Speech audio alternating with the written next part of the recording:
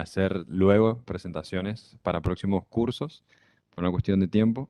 Ahora va a retomar la palabra la doctora Adela Plasencia, licenciada en Economía de la UBA, máster en Economía Agraria de la UBA, máster en Economía Social, doctorada en Antropología Económica de la UBA también, profesora en la Universidad Nacional de La Plata y en la de Morón, titular de la asignatura Economía Social de la licenciatura de Economía de la Universidad de Morón, de Moreno, disculpa. Investigadora sobre temas de monedas complementarias, sobre las que ha escrito diversos libros y artículos. Nos va a hablar sobre la oxidación monetaria, posibilidades y limitaciones. Tardes. Bien, porque hablo bajito, después me, después me retan. Em, bueno, em, eh, Ricardo desarrolló bastante eh, y a la mañana también desarrollaron bastante aspectos que yo pensaba comentar y ya están. Pero entonces me voy a concentrar en, les diría así, como si yo fuera el enemigo y digo, voy a criticar la oxidación, o sea, ver qué limitaciones tiene. Eh, Discúlpenme, ¿no? Yo soy de este equipo, pero, este, pero me parece que es tomar, digamos, tomar qué se le puede criticar también para mejorar, ¿no? Mejorar el planteo, la técnica eh, y retomar incluso Keynes, hemos dicho todos cuánto valora la propuesta de Hessel, pero si uno lee todo lo que Keynes dice, Keynes también critica, o sea, lo valora intelectualmente por su vuelo y dice, él llegó a la mitad de lo que yo llegué, o sea que hay una parte que Keynes considera que le faltó, ¿no? Entonces quiero ser, como les digo, medio la mala de la película, pero para que pensemos juntos las ventajas y las limitaciones, ¿no? Entonces, lo primero que me venía bien es ubicar algo que Ricardo dijo, pero yo le pongo el acento, que es que tenemos que diferenciar bien oxidar una moneda de las monedas sociales. Es decir, una cosa es el planteo de oxidar la moneda y otra cosa es el planteo de las monedas sociales que también pueden ser oxidables como los casos que presentó Ricardo. Bueno, sobre propiamente qué es oxidar la moneda, paso muy rápido porque lo acabamos de ver. Eh, eh, me detengo un poquito en esto solo para subrayarlo, porque lo hemos visto, ¿no? Eh, ¿Qué pasa si conservamos el dinero en el bolsillo? Esto acabamos de ver, pero básicamente el problema es que la economía se detiene. Pero aquí entonces hay que hacer una aclaración que también se viene haciendo. Yo la retomo porque son importantes para lo que quiero argumentar, ¿no? Y si no guardo el dinero en el bolsillo, ¿qué hago? Bueno, no solo puede ser que lo gaste, que es la primera idea de Gesell. También podría guardarlo en el sistema financiero, en cualquier variante, tanto un plazo fijo como compra de activos financieros. Este es un aspecto de los que Keynes eh, podríamos decir que critica o señala que Hessel no retomó esta idea. Keynes dice su idea de que el dinero sellado, le dice, porque Keynes conoce las experiencias. Hay un compañero acá que quiere estornudar y me pone, estoy esperando. Bueno, conoce las experiencias que nombraron de Austria y de Alemania, le llama dinero sellado. Keynes es la traducción, está Mesclip. Y entonces dice, efectivamente, Hessel con el dinero sellado va a hacer que la gente no guarde efectivo, pero la función del dinero, la otra función, que es que sirve como reserva de valor, como han visto hoy, digamos, el dinero tiene tres funciones básicas, con una cuarta que se puede agregar, pero la que consideramos más importante, o por lo menos la que quiere preservar Hessel, es la de facilitar los intercambios, pero también es una forma de ahorrar y también es una forma de medir valores. Digo las tres porque las quiero retomar cuando hagamos un pequeño cruce en la relación entre la inflación, que también hace perderle valor a la moneda, y la oxidación, que tiene por finalidad hacerle perder valor a la moneda. Entonces, estas tres funciones las quería remarcar. Bueno, entonces Keynes dice, es verdad que la oxidación de Hessel permite evitar que se atesore el dinero, impulsa que se lo gaste, pero dice, a Hessel se le pasó por alto mi concepto de demanda de liquidez, dice Keynes, que es parecido a guardar el dinero en el bolsillo, pero Keynes dice, se guarda el dinero en el bolsillo por varias razones, pero una es el motivo de especulación, dice él. Y el motivo de especulación puede ser, el motivo de especulación para Keynes es que yo guardo el dinero en el bolsillo para aprovechar eventuales posibilidades de ganancia. Siempre razonemos en una economía de inflación cero, porque en nuestra economía ya no vamos a guardar, es lo que, en general cuando yo le planteo a los alumnos la oxidación, siempre me dicen, bueno, pero la inflación hace lo mismo, hace que no querramos guardar el dinero en el bolsillo, que querramos gastarlo. Eso me llevó unos cuantos años poder encontrar la diferencia. Este, bueno, entonces, paso rápido, pero el planteo entonces, Gesell recorta el problema de guardar dinero en el bolsillo, lo recorta a que yo no lo gasto y freno los intercambios, ¿no? Y se paraliza la economía. Entonces, esto quiere decir que la solución gesseliana va destinada principalmente a la crisis de los años 30, es decir, a una crisis donde a raíz del contexto de crisis donde efectivamente la gente guarda el dinero en el cajón, en el bolsillo, lo quita de la circulación, pero ese fenómeno lo que hace es desparramar la crisis por todos lados. Es, hace de un problema más estructural que estaba habiendo en el capitalismo, hace de ese problema un desparramo. Decimos así, vuelve una crisis que en ese momento era de subconsumo y de sobreproducción, la vuelve crisis financiera monetaria. Y cuando una crisis que está en la producción se vuelve monetaria, destroza todo, ¿no? Porque ahí desaparece el dinero. Es contra eso que va a Gesell. ¿Esto para qué? Para remarcar, ahora lo veo como, estoy alterando todo el orden de mis filminas porque saco algunas, ¿no? Pero para remarcar que uno de los problemas que queremos solucionar, que es el de la exclusión económica de los sectores, de enormes sectores populares, ese problema no lo resuelve la oxidación, por lo menos no en forma directa, solo en la medida en que haga crecer un país. Pero la oxidación no va destinada, no está pensada para incluir a los excluidos, que sí para eso sirve la moneda social. Por eso es que digo que hay que separar bien analíticamente moneda social de oxidación, porque la oxidación va destinada a que no guardemos el dinero en el bolsillo y por lo tanto no lo retraigamos del gasto, de la circulación, de la producción, de la inversión, y la moneda social sí tiene por objetivo incorporar al sistema económico a los excluidos, esto en la moneda social propiamente, ¿no? Después tenemos las complementarias, las alternativas, pero cuya finalidad es evitar la exclusión, sobre todo la exclusión monetaria. Entonces, aplicarle la oxidación a una moneda social es todo otro tema y las experiencias que han habido son solo de ese tipo. No hemos tenido ninguna experiencia de oxidación a nivel nacional y Keynes la pensó para eso. Por eso lo retoma Hessel lo pensó para eso. Por eso es que Keynes agarra la posta, ¿no? Y analiza la posición de Hessel. Digamos que a Keynes en sí mismo no le preocupaba la creación de monedas sociales.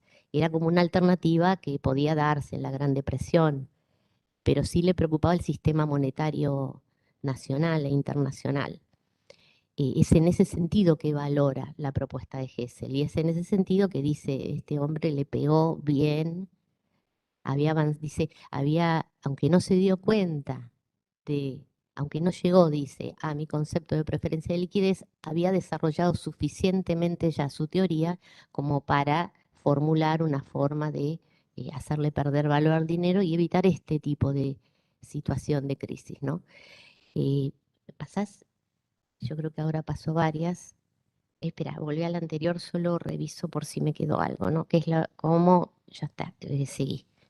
Consecuencias directas, esto lo vimos, pero acá solo reafirmo, ¿no? La consecuencia directa de la oxidación, yo les diría, tiene una directa y una indirecta que va a venir en la filmina desde atrás. Esto solo para ordenar, ¿no? Lo que hace la oxidación. Y ahora pensemos en la oxidación como propuesta a nivel nacional, no a nivel moneda social. Eh, y tiene dos impactos. Uno directo en el consumo porque apura el gasto, pero el otro directo en la tasa de interés. Y a través de la tasa de interés, no me refiero a que baje la tasa de interés, sino que al, al encarecer mantener dinero en el consumo, impulsa a que o lo gasto o lo meto en el banco. Si lo gasto, vamos bien, el primer efecto directo, pero si lo meto en el banco, hago descender la tasa de interés. O sea, Gesell dice, quiero hacer descender la tasa de interés para que la actividad productiva reciba financiamiento barato y no tenga que estar pagando sobretasas por escasez de dinero. Ahí también a Keynes le gusta porque Keynes también tiene por enemigo número uno a lo que él llama el rentista y habla de la eutanasia del rentista. También dice Keynes, Gesell va por mi misma línea. Entonces, si todos no guardamos el dinero en el bolsillo y lo metemos o lo gastamos, lo metemos en el banco baja la tasa de interés y eso detona un círculo virtuoso por un lado, favorecer la inversión, pero otros también que señaló Ricardo, ¿no?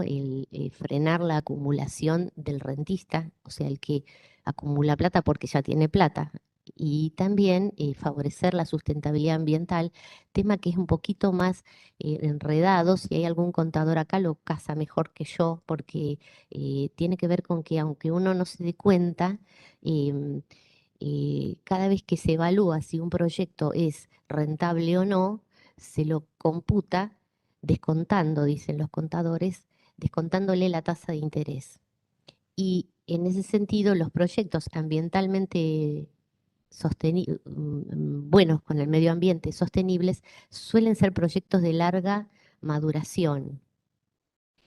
Eh, es decir, por ejemplo, si yo tengo un bosque, talar el bosque es un proyecto de corto plazo, mantener el bosque para un proyecto ecoturístico es un proyecto que me va a dar plata dentro de muchos años. Si yo comparo esos dos proyectos con la tasa de interés alta, siempre me da más rentable liquidar el bosque. Si yo lo comparo con una tasa baja, me da más rentable el proyecto de largo plazo. Este es una cuestión técnica de los contadores, pero así se mueve el capitalismo, así evalúa las rentabilidades de los proyectos. Entonces, efecto directo, importantísimo, además de fomentar el consumo, efecto directo importantísimo es hacer descender la tasa de interés por aumentar los ahorros en el sistema bancario o financiero, ¿no? Y efecto indirecto, bueno, lo acabo de decir, aumentar la inversión, frenar la concentración de riqueza y favorecer la sustentabilidad. Y entonces ahora voy con conclusiones, aunque no se crean que no terminé, solo que adelanté conclusiones para este tema, ¿no? Que, estaba planteando. Y la oxidación entonces es un mecanismo que permite evitar el atesoramiento, haciendo que el dinero cumpla la función para el que es imprescindible, ser facilitador de intercambio. Pero aquí quiero como que hagamos una pregunta. Decimos que el dinero tiene que ser facilitador de intercambio. ¿Y por qué no tiene que ser reserva de valor? ¿Por qué no? ¿Qué cosa es el dinero? Si el dinero, nosotros en general adherimos a la idea del Lietaer, que el dinero no es la cosa, sino el acuerdo de una comunidad de aceptar algo como medio de cambio. Si el dinero es eso, ¿por qué no se lo puede guardar? Bueno, Gesell dice, porque miren lo que pasa miren lo que pasa en 1890, si la gente tiene un ataque de guardar dinero. Ahora, está mal que se quiera guardar ahorros está mal que atesoremos. eh, bueno, ese es algo que quiero que reflexionemos hacia el final. Una es por qué atesoramos, ¿no? Pero la otra es cuidado con en las monedas sociales, cuidado con quitarle, os digo que no digo que no haya que oxidarlas, digo que hay que pensar dos veces antes de oxidar una moneda social, porque hay que ver si existe o no alguna otra forma de ahorrar. En la moneda de curso legal, si yo lograra oxidarla, bueno, excelente, porque en vez de ahorrar y retraer el dinero de la circulación, si yo quiero ahorrar, lo meto en el sistema financiero. Pero si yo estoy en un contexto de moneda social y quiero ahorrar, lo cual no está mal, ¿a dónde lo meto? No lo puedo meter en ningún lado. Yo he visto las experiencias que he estudiado, sobre todo la de moneda social oxidable de Venado Tuerto, que eh, había defensores y retractores de la oxidación, porque también me decían, esto no está bueno porque yo junto puntos, se llamaba esa moneda. Yo junto puntos para comprarme la bicicleta que vende fulana de tal y no llegó nunca porque me agarra la oxidación y me quitan el 5% era en ese momento. O sea que desalentar el ahorro en un contexto donde la gente no puede evitar que le quiten el valor de la moneda, que si fuera la moneda de curso legal y yo no quiero perder, pero quiero ahorrar, la pongo en el banco, me paga tasa cero porque hay mucho, pero no pierdo plata. En cambio, en este contexto la gente perdía plata. Es decir, si no hay en la moneda social algún desarrollo de financiamiento, eh, yo desaliento el crecimiento, no solo el atesoramiento. Yo desaliento que la gente pueda comprarse un bien durable, una máquina de coser, porque hay que acumular bastante moneda social para poder eso. Entonces hay que tener cuidado. Una posibilidad es estimular un sistema de la forma en que resolvían en Venado Tuerto este problema era proponiéndole al dueño de la bicicleta que él dé financiamiento. Está bien, es proponer que el vendedor te venda a crédito. Está bien, incluso algunos decían que no, pero que si me vende a crédito me cobra un interés. Fíjense que no es tan fácil como que le quito al dinero su función de reserva de valor y ya está. No, voy a tener otro problema. Keynes decía, si le quitamos al dinero, analizando a Hessel, ¿no? Keynes le dedica una parte importante en su anteúltimo capítulo. Aparte en el medio también lo nombra, pero en su último capítulo le dedica como 6 páginas. Y dice, si le quitamos, como dice Hessel, al dinero la función de reserva de valor, algo va a aparecer que sirva de reserva de valor.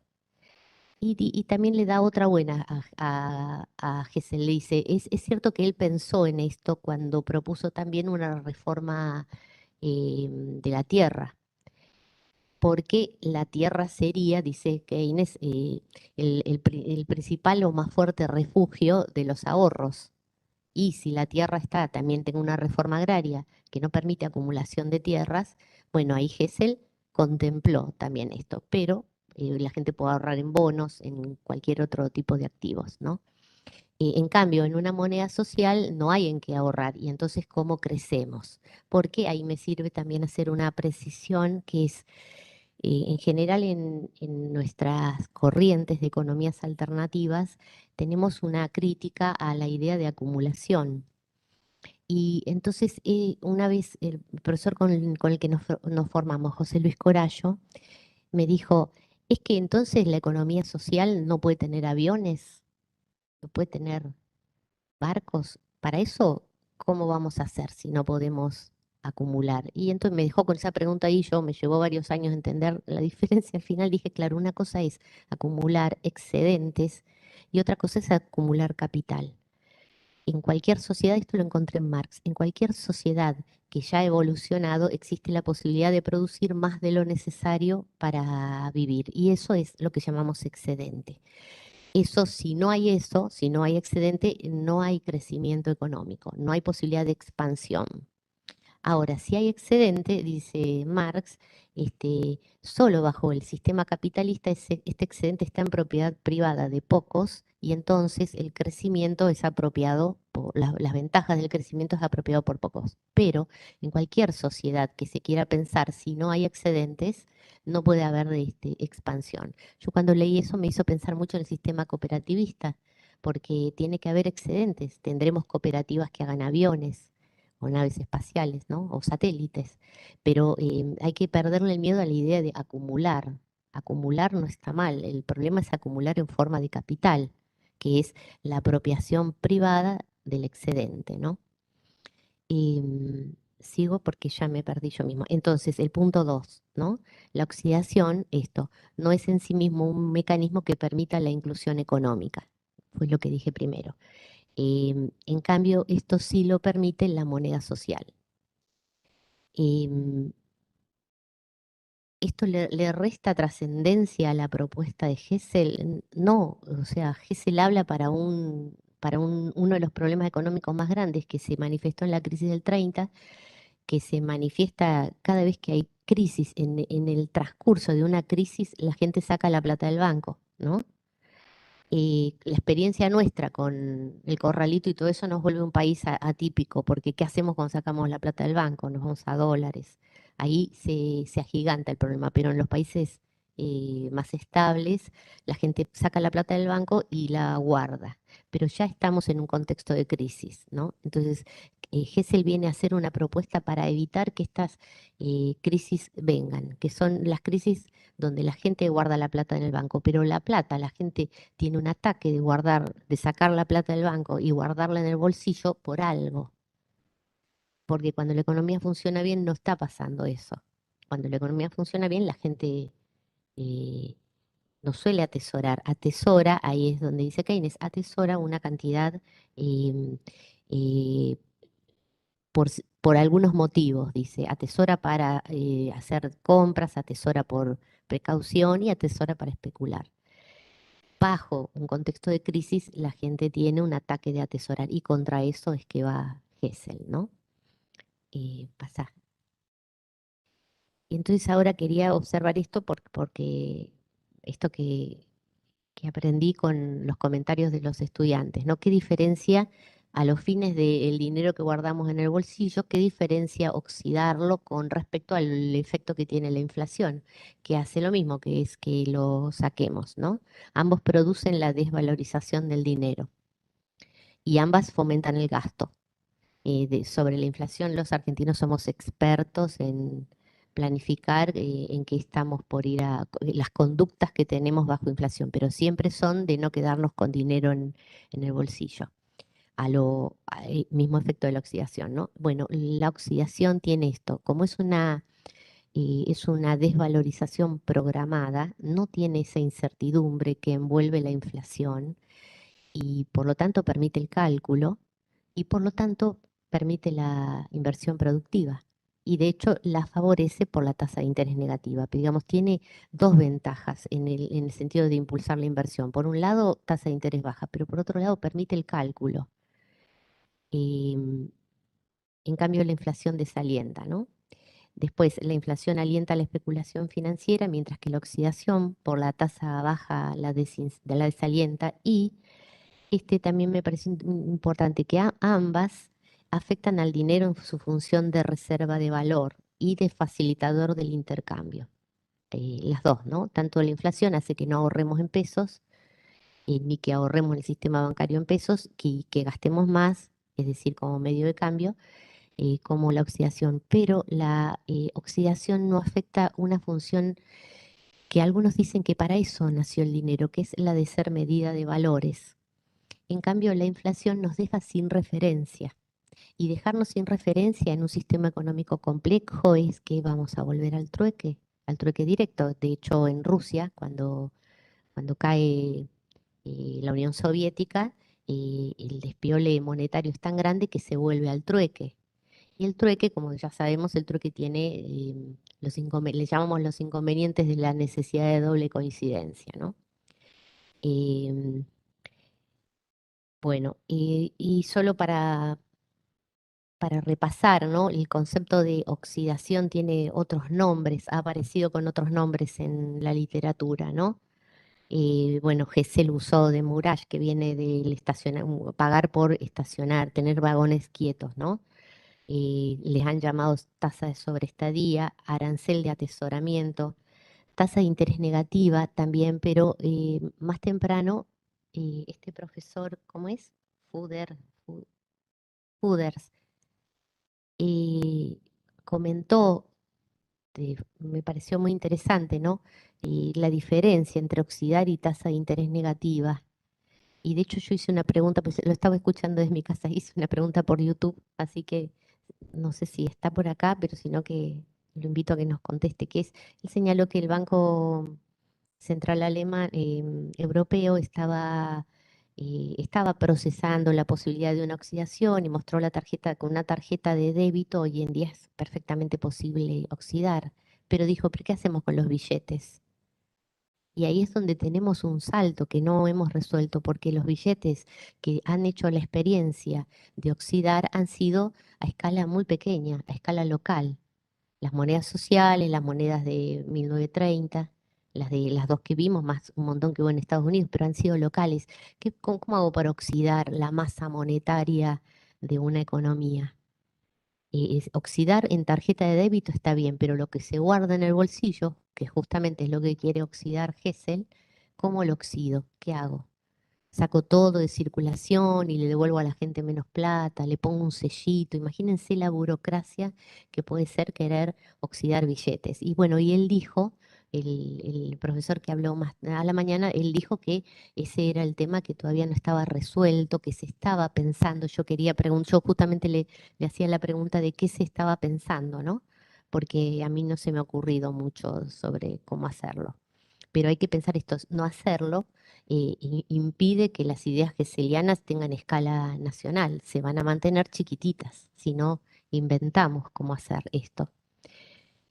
Después solo para, y también para ilustrar cómo Hessel tiraba estas ideas, em, la primera frase está en la filmina en la diapo que mostró Ricardo, ¿no? Eh, No, esta no está en ese. Él dice así, el dinero debe ser la llave para abrir las puertas del mercado, no el perno para cerrarlas. Debe ser un camino y no una puerta de peaje. Debe asistir al intercambio y no impedirlo. Y está claro que el dinero no puede ser simultáneamente el medio de intercambio y el medio de ahorro. Estimular y frenar simultáneamente. Entonces aquí yo también quería hacer que reflexionemos un poquito en esto, ¿no? Em, una es que si yo le quito al dinero la función de ser reserva de valor, como dice Keynes, algo va a aparecer para hacerlo en un contexto nacional, pero en un contexto de moneda social, si yo le quito la función de reserva de valor, ¿cómo hacemos para que la gente pueda ahorrar y comprarse una máquina de coser, un bien más durable que requiere financiamiento? Y por otro lado, aquí hay como una teoría, hay una discusión en la teoría económica sobre cuál es la función más importante del dinero. Y aquí Hessel tiene una clara idea de que es la de ser facilitador del intercambio.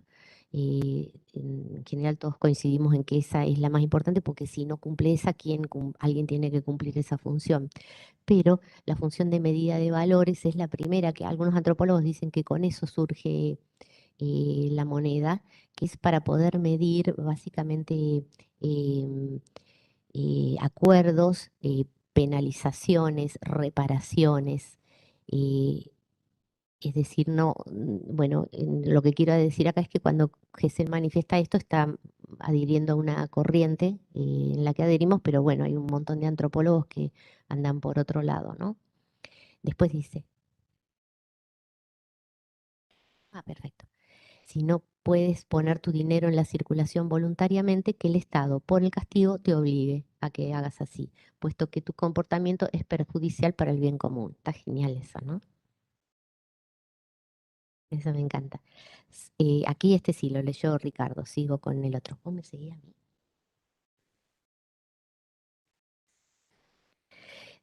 Tal dinero o sea, que esté penalizado, no será preferido las mercancías por un comprador o un vendedor. Entonces, daremos nuestras mercancías por dinero solo porque necesitamos dinero como medio de intercambio, no porque contemos con una ventaja en la posesión del dinero.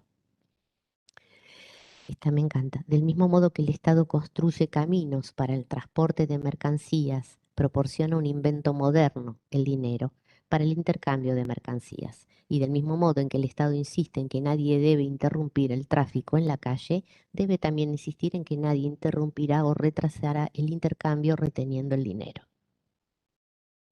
Bueno, las ideas de Hessel tienen antecedentes remotos.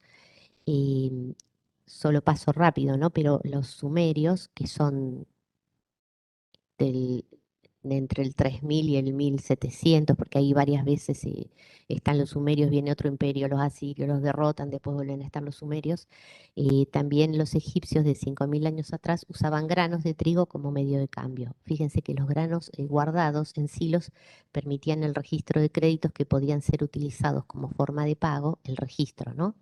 Y los propietarios depositantes pagaban una tasa de almacenamiento y para que no les cobraran los costos de almacenamiento, preferían prestar sin interés a guardarlos. Esto es exactamente lo que Gesell narra con el cuento de Robinson Crusoe, que es, dice, Keynes dice, ese cuento, no, no es cuento como se llama, no me acuerdo, pero esa historia es de las más originales que hay en la literatura económica.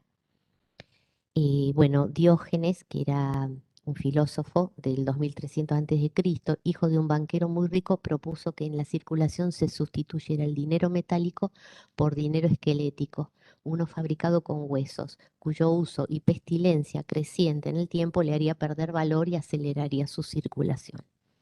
En cambio, se podría usar un dinero metálico para preservar el valor.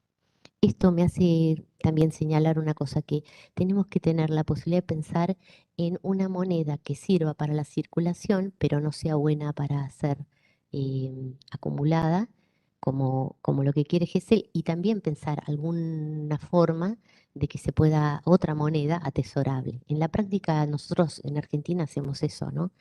Gastamos nuestra moneda y ahorramos en una moneda que nos parezca más fuerte. Bueno, en el siglo VII, un legislador de Esparta sugería sustituir las monedas de oro por otras de hierro. Estas tenían muy poco valor y quien quisiera guardar su fortuna en este dinero tendría que llenar varios almacenes, lo que presentaría también un costo. Salteo, ¿no?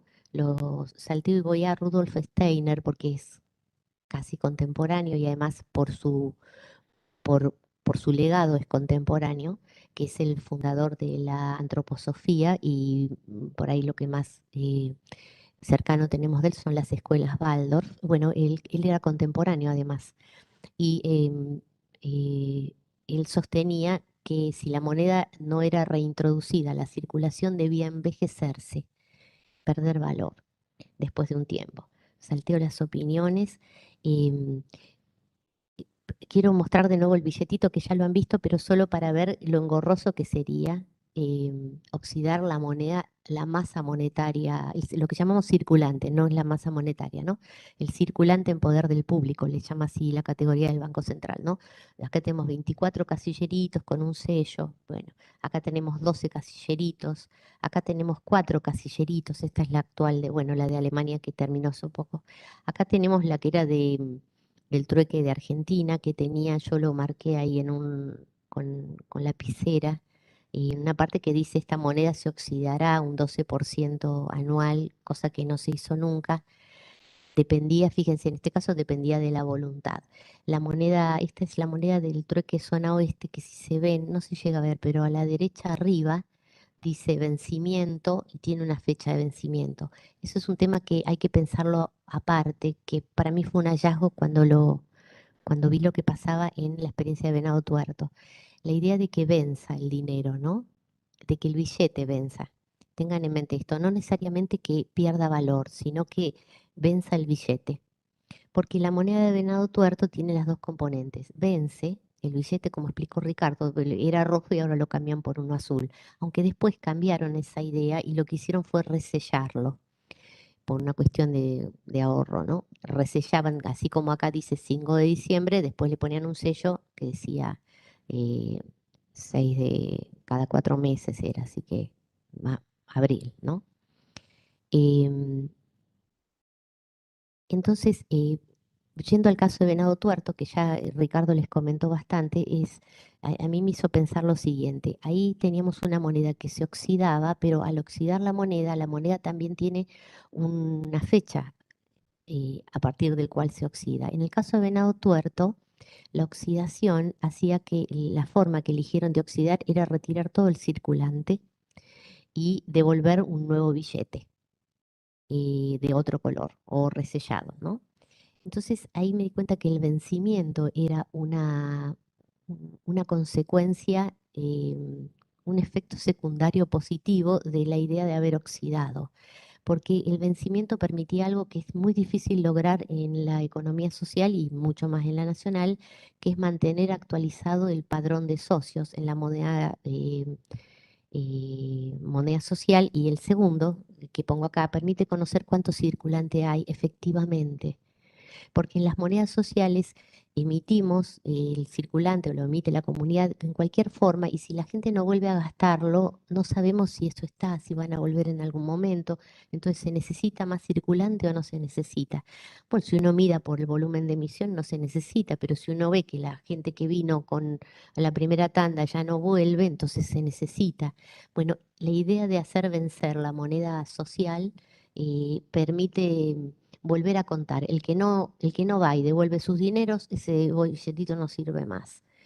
Y, y en el caso de Venado Tuerto, que tenían un convenio con el municipio, por el cual el municipio recibía parte para el pago de impuestos, primero se iban a enfrentar a este problema, que es que el municipio tenía, ¿qué hacía el municipio esta moneda social? La iba a dar como parte de la política social a sectores vulnerables para que concurran a las ferias de trueque, ¿no?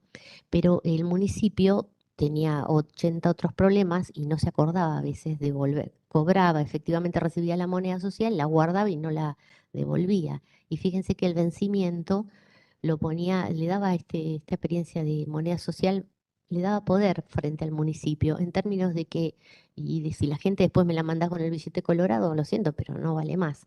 Entonces el municipio, que era de muy buena voluntad, ¿no?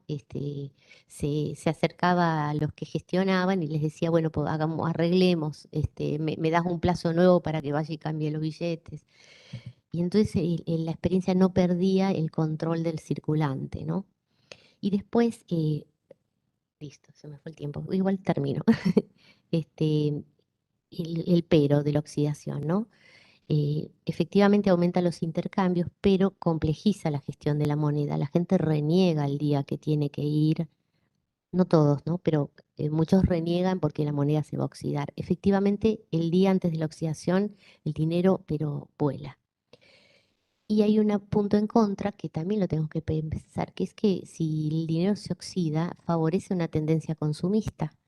Entonces, que yo me voy a quedar con el dinero en la mano, no, lo gasto. Y la gente el día antes de la oxidación compraba cualquier cosa, pero había que sacárselo de encima. Entonces, ahí hay que ver. También se supone que tenemos una intencionalidad no consumista. Entonces, impulsa el no atesoramiento, pero hay que ver, y eso es positivo o negativo. En el caso de las monedas sociales, estoy diciendo, ¿no?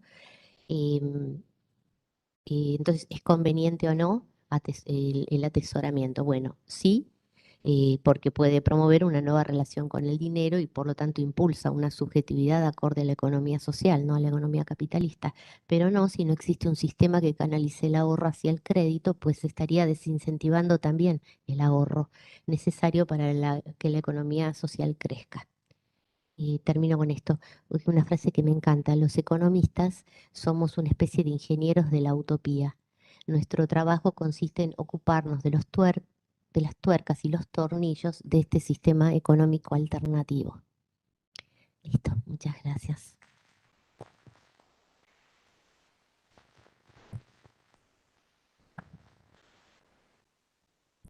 Muchísimas gracias. Ahora nos vamos a tomar un descanso de 10 minutos para tomar un café afuera y retomamos.